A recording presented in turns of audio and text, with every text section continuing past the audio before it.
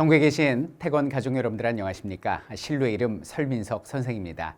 자, 이번에 한국사 능력검정시험 38회 시험 치르시느라고 고생들 많으셨습니다. 자, 지금부터 진행할 강좌는요, 이번에 시험 보신 분들을 위한 강좌는 아닙니다. 그분들은 원하는 합격증 손에 쥐고 이제 다음 꿈을 향해서 뚜벅뚜벅 걸어나가시면 되는 거고, 이번 강좌와 함께 하실 분들은 제39회 한능검을 준비하는 예비 수험생을 대상으로 한 특강이다, 이렇게 말씀드릴 수 있겠고요. 좀 혼란스러울 수 있어요. 한능검만의 어떤 특징은 어떻고 문제는 어떻게 출제되는지, 그럼 내가 무엇을 어떻게 준비해야 되는지, 뭐 독학을 해야 되는지, 뭐 독학을 한다면 무슨 책을 사야 되는지, 아니면 한능검 전문가의 손을 잡아야 되는지 혼란이 많으실 텐데요. 제가 그 고민 단박에 끝내드리겠습니다. 자, 일단 전체적으로 이번 시험에 대한 총평을 보면서 이번 한능검이 어땠는지, 39회는 어떻게 출제될지 예측을 해보도록 하겠습니다. 첫 번째, 여러분들이 궁금한 난이도부터 살펴보도록 하겠습니다. 전체 난이도는 중하였습니다. 어렵지 않았어요. 왜 어렵지 않았느냐? 요거 포인트죠. 늘 출제되던 주제에서 모두 출제됐기 때문입니다. 37회랑 별 다를 바가 없었다는 거죠. 출제 비율을 보면요, 이거 역시 37회하고 비슷했는데요. 정치사가 가장 많이 출제된 60%, 경제사회문화가 30%, 인물과 지역사가 10%가 되겠습니다. 그리고 특이한 사실은 종래 출제되던, 꼭 한 문제 이상씩 출제되던 세시풍속이나 유네스코 관련 문제가 한 문제도 나오지 않았다는 것이 이번 시험의 특색이 되겠습니다. 자, 도형 표현도를 보시면은요, 이 붉은색이 전근대사가 되는데요. 전근대사라는 것은 선사시대부터 조선시대 후기까지를 말하고, 노란색으로 표시된 부분이 근현대사라고 해서 흥선대원군, 즉 명성황후의 시대부터 노무현 전 대통령까지를 근현대사라고 합니다. 전근대사에서 26문제, 그리고 근현대사에서 23문제가 출제됐구나, 이런 기조는 다음 시험까지 쭉 가겠구나 라는 걸 알 수가 있고요. 통합형 문제, 시대통합형 문제는 한 문제가 나왔습니다. 자, 시대사별로 한번 보도록 하겠습니다. 보시면은 선사 2문제, 고대 8문제, 고려 5문제가 나왔고요. 가장 점수밭이 조선, 근대, 그리고 일제강점기에서 거의 뭐 몇 문제, 이거 합하면 19문제에다가 거의 28문제가 이 세 파트에서 출제됐다라고 말씀드릴 수 있겠고요.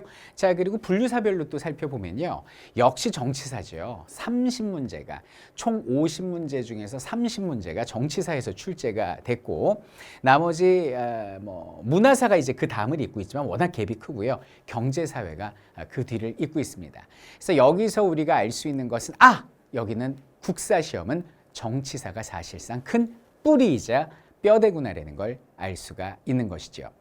자, 이렇게 해서 시험의 전체적인 윤곽을 잡았다면 이번 50문제 중에서 가장 귀감이 될 만한, 그리고 어려웠던 문제를 풀어봄으로써 다음 시험을 대비해 볼 수 있겠는데요. 자, 일단 베스트 5 문제로서 전체 유형을 파악해 보도록 하겠습니다. 첫 번째 문제입니다. 가나 사이시기의 사실로 옳은 것은, 이런 식으로 문제가 많이 나와요. 그래서 가와 나 이렇게 나와주는데, 일단 가가 뭔지를 알아야겠죠. 장수왕이 평양으로 도읍을 옮겼다. 이게 뭐냐면 고구려 장수왕의 평양 천도를 말하는 것입니다. 자, 그럼 나가 뭔지 한번 볼게요. 자, 고구려의 왕 거련이라고 그러는데, 거련이 장수왕의 이름이거든요. 장수왕이 몸소 군사를 거느리고 백제를 공격했습니다. 백제왕 경이 누구냐면 장수왕한테 맞아 죽은 계로왕이거든요. 계로왕이 아들 문주한테, 야, 신라에 가서 좀 군인 좀 동원해줘, 우리 도와달라고 그래라고 시켰어요. 그래가지고 이제 문주가 가가지고 어떻게 신라하고 얘기가 잘 돼서 자기 아버지를 구해주려고 했는데, 도착하기도 전에 백제가 이미 고구려에 함락되었고 계로왕은 장수왕한테 죽은 뒤였습니다. 그래서 아들 문주왕은 이제 왕이죠. 아버지가 죽었으니까 한성, 백제 수도 서울시 송파구를 빼앗기고 오늘날 공주 지역인 웅진성으로 피난을 가게 된 겁니다. 결국 여기는 나는 뭐냐면, 여기는 계로왕이 전사하고 백제의 수도 한성이 빼앗기는 내용이란 말이죠. 그럼 요 사이 시기에 있었던 사실을 골라라라는 문제가 되는데요. 자, 어떤 것들이 있는지 보도록 할게요. 광개토대왕이 신라에 침입한 왜를 물리쳤다 그러는데 광개토대왕은 장수왕의 아버지가 되니까 한참 이전이 되겠죠. 가 이전이니까 답이 아니고 진흥왕이 화랑도를 국가조직으로 개편했다 그러는데 진흥왕은 신라 사람이지만 이미 우리는 6세기 사람인 걸 알고 있고요. 여기는 장수왕이 평양 천도하고 계로왕 전사하고 이게 전부 다 5세기 쪽의 일이거든요. 그러니까 이것은 나 이후의 상황이 되겠습니다. 자, 소수리왕이 태학을 설립했다 그러는데 여기는 소수리왕은 광개토대왕보다 더 이전인 4세기 사람이고요. 계로왕이 고구려를 견제하고자 북위에 국서를 보냈대요. 이거는 여기서 전사한 계로왕이 살아있을 적의 얘기잖아요. 장수왕이 쳐내려올 것 같으니까 북쪽에 있는 중국에게 우리를 도와달라고 국서, 편지를 보냈잖아요. 그러니까 이것이 요 사이시기에 있는 내용이다. 정답은 4번이다라는 걸 알 수가 있습니다. 자, 5번 보겠습니다. 근초고왕이 평양성을 공격해서 고구건왕을 전사시킨 것도 4세기니까 가 이전이 되겠네요. 그러니까 정답은 4번 이렇게 주면 되시고 항상 문제에서 어떤 특정 시기 두 개를 주고 사이에 있는 사실을 묻거나 그 사이에 있었던 사실이 아닌 것을 묻는 문제가 다수 출제된다는 것 꼭 기억해 주시기 바라겠습니다. 그 다음 문제 보도록 하죠. 자, 이번에 이제 만화를 통한 자료 제시형 문제가 되는데요. 자, 왕을 묻고 있습니다. 다음 대화의 왕이 제위했던 시기의 사실로 옳은 것을 골라라 이렇게 얘기를 합니다. 자, 여기 딱 보니까 신서거정 등이 이게요. 언뜻 보면 단서가 없는 것 같아서 되게 어려운 문제 같은데 실제로는 너무나 단서가 확실히 있다라는 거예요. 일단 서거정이 그 단서고요. 동국통감이 단서입니다. 우리가 문화사 시간에 배우겠지만 서거정의 동국통감은 여기는 성종 때 쓰여진 단군을 우리의 조상으로 삼는 귀중한 자주적인 역사책이 되거든요. 그래서 이것은 성종의 어떤 업적을 묻는 문제구나라는 걸 알 수가 있습니다. 자, 그럼 사실로 옳은 거 한번 볼게요. 자, 글자를 주조하는 소, 주자소가 설치됐다. 그래서 개미연에 개미자라는 금속 활자가 만들어졌다. 그러면 이건 태종 이방원 때, 조선시대 태종 이방원이 되는 거고요. 전통 한의학을 정리한 동의보감은 광해군 때 완성이 됩니다. 허준에 의해서. 자, 음악이론 등을 집대성한 악학괴범이라는 건 여기는 성종이 만든 음악태 백과사전이니 정답은 3번이 되겠고요. 자, 세계 지도인 혼일 강리 역대 국도 지도도 역시 태종 이방원 때 완성이 됐고 한양을 기준으로 한 역법서인 중요하죠. 칠정산, 내편, 외편 등은 전부 다 세종대왕님 때 만들어진 것입니다. 결국 정답은 3번 이렇게 주시면 되겠고요. 만화 이런 자료 제시형 문제에서도 반드시 어떤 그 답을 낼 수 있는 키워드 단서가 있으니까 절대 당황할 필요 없다라는 것을 말씀을 드립니다. 자, 32번 보겠습니다. 다음 글이 작성된 이후의 사실로 옳지 않은 것은 이렇게 나오는데요. 여기 지금 덕원부사 정현석의 보고서다라고 얘기를 합니다. 덕원 안에 이제 원산이 있습니다. 원산. 그래서 합쳐서 덕산 이렇게도 부르는데 여기는 지방자치단체장이 왕께 올리는 보고서예요. 여기는 원산이라고 그러면은 강원도 조약 이후에 부산 다음에 문짝을 연 곳이고 그 다음에 인천이 개항을 하게 되는데요. 본 덕원부는 해안의 요충지에 위치해 있고 아울러 개항지입니다. 이곳을 빈틈없이 잘 운영해 나가는 방도는 인재를 선발하여 쓰는 데 있고 그 핵심은 가르치고 기르는 데 있습니다. 그래서 원산사에 글방을 설치했습니다. 바로 원산학사의 탄생을 알리는 내용이 되겠죠. 자, 근데 포인트는 이 원산학사가 만들어진 연도가 언제냐면 이건 연도를 알아야 풀 수 있는 문제거든요. 원래 국사에서 항상 변별력을 내는 어려운 문제는 연도를 출제를 해요. 그래서 원산학사가 1883년에 만들어졌으니 그 이후의 사실이 아닌 83년 이전의 사실을 묻는 문제. 요게 이제 이 문제의 포인트가 되죠. 자, 볼게요. 국한문 혼용체에 황성신문이 발간되었다라고 얘기를 하는데 여기는 황성신문은 1898년에 발간이 돼서 국권피타라는 1910년까지 존재를 했어요. 그러니까 이후가 맞아요. 교환 양성을 위해서 한성사범학교, 이 한성사범학교는 2차 가보개혁인 1895년에 만들어집니다. 그러니까 83년 이후예요. 허버트, 길모 등이 유경공원 교사로 초빙됐다. 요거 1886년에 영재를 육성하는 공립학교가 만들어집니다.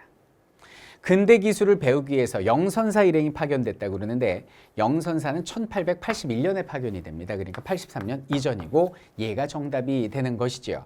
결국 이 문제를 통해서 우리가 알 수 있는 것은 주요 연도는 반드시 암기해야 된다는 겁니다. 제가 어쩌다 어른이나 무한도전 같은 공중파 프로그램에서는 연도 암기, 밑줄 쫙 이런 얘기 안 합니다. 왜? 그것은 강의가 아니라 강연이니까.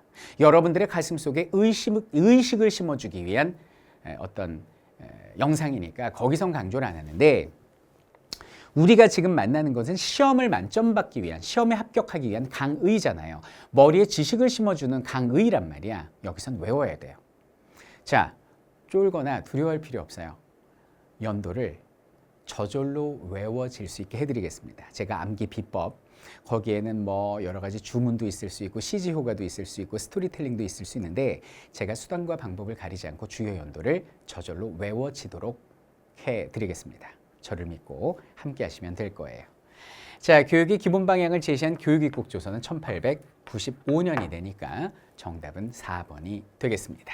자, 46번입니다. 가나 사이의 시기에 있었던 사실로 옳은 것은 이렇게 얘기를 하는데요. 자, 가를 보겠습니다. 반민족행위 특별조사위원회가 본격적으로 친일 청산에 나서자 친일 경력이 있던 일부 경찰과 친일파들은 공산당과 싸우는 애국자를 잡아간다. 공산당이다. 그러면서 반대라고. 당시 대통령이 이승만 대통령이죠. 특별 담화를 발표하고 반민특위 소속 국회의원들을 구속했다. 이렇게 얘기를 합니다. 이 시기가 언제냐면요. 1948년에 대한민국 정부가 만들어지고 9월 달에 반민법이 만들어지고 10월 달에 국회의원들에 의해서 반민특위, 친일파를 찾아내고 처벌하는 특별위원회가 만들어져요. 그랬다가 여기는 반민특위가 위기에 빠진 게 이제 49년이거든요. 그러니까 대략 이것은 49년의 상황이다라고 말씀드릴 수 있겠습니다. 자, 그럼 나가 무엇인지 보겠습니다. 자유당은 당시 대통령에 한해서 중임 제한을 적용하지 않는다는 내용을 골자로 하는 개헌을 추진했다 이렇게 이야기를 합니다. 근데 그해 11월 개헌안은 의결 정족수에 한 명이 부족해서 부결됐는데 445임 나왔습니다. 몇 차 개헌입니까? 그렇죠. 바로 2차 개헌이 되겠습니다. 여기는 2차 개헌은 1954년에 통과가 되거든요. 자, 그럼 결국 이 문제도 49년부터 54년 사이에 있었던 사실을 묻는 문제가 돼요. 연도를 알아야 풀 수 있는 어려운 문제를 가져와 봤습니다. 자, 그러면 있었던 사실을 옳은 걸 골라보도록 하겠습니다. 자, 정부 형태가 내각 책임제로 바뀐 건 이공화국, 이승만 정권 무너진 다음이니 나 이후가 돼야 되고요. 장기 독재를 가능하게 한 이건 너무 뒤다. 박정희 대통령이니까 이거는 뭐 유신이 공포되면 72년이니까 너무 한참 뒤고요. 평화통일론을 주장한 진보당의 조봉암이 구속됐다고 그러는데 여기는 2차 개헌이 이제 54년에 치러지고 2년 뒤인 56년에 제3대 대통령 선거가 치러지거든요. 3대 대통령 선거가. 이때 조봉암 후보가 엄청난 표를 얻어서 그 조봉암을 공격하고 사형시킨 건 3대 대통령 선거 이후가 돼요. 그러니까 이것도 뒤야. 나 이후. 자, 그리고 4번. 임시수도 부산에서 대통령 직선제 개헌안이 통과된 건 이게 1차 개헌이 되는데 6.25 전쟁 도중인 6.25 전쟁이 50년부터 53년까지죠. 52년에 부산에서 통과된 게 1차 개헌이에요. 그러니까 이거는 49년과 54년 사이가 되는 거지. 그러니까 정답은 4번 이렇게 주면 됩니다.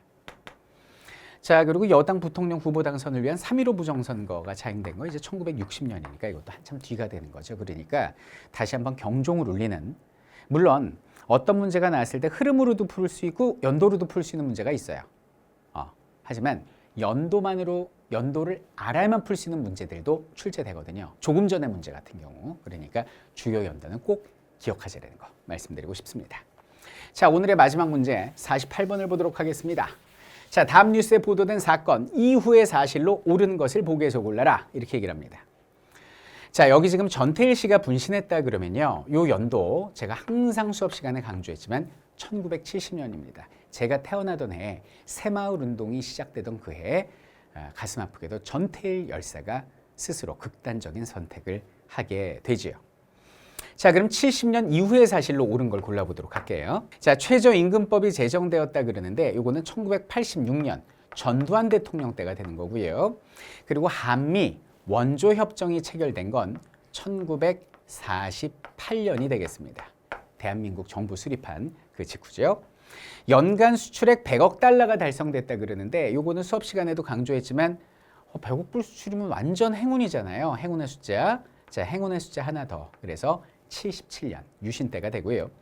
1차 경제개발 5개년 계획이 추진되었다 그러는데 요거는 1960년대 초반. 그러니까 왜 63년에 61년에 5.16 군사 정변으로 그 군부가 정권을 잡잖아요. 그러면서 이제 63년까지 3년 군정이 시작되지 않습니까? 바로 그때가 되는 것이죠. 자, 그러면 1970년 이후를 고르자. 그럼 뭐예요? 77년하고 86년 두 개가 답이겠네요. 정답은 기억과 디귿 2번. 이렇게 주시면 되겠습니다. 무려 연도를 알아야 풀 수 있는 문제가 베스트 5 문제 중에 3문제씩이나 나왔잖아요. 그래서 이것을 독학으로 공부하시거나 이러면 되게 힘들 수가 있어요. 뭐 어느 연도를 외워야 되는지, 그리고 사건의 인과관계를 모르다 보니까 굉장히 혼란스럽고 괴롭고 시간만 축 낼 수 있거든요. 여기는 한능검 전문가의 손을 잡으시면 쉽고 재밌고 빠르게 한 방에 정리해 드립니다. 여러분들 한능검은 재수하면 안 됩니다. 이건 재수 없어요. 재수 없이 한 방에 자격증을 따냅시다. 자, 아직도 한능검 시험 때문에 걱정하는 친구들이 있습니까? 아무 걱정하지 마십시오. 태건과 함께라면 우리가 반드시 승리할 것이기 때문입니다.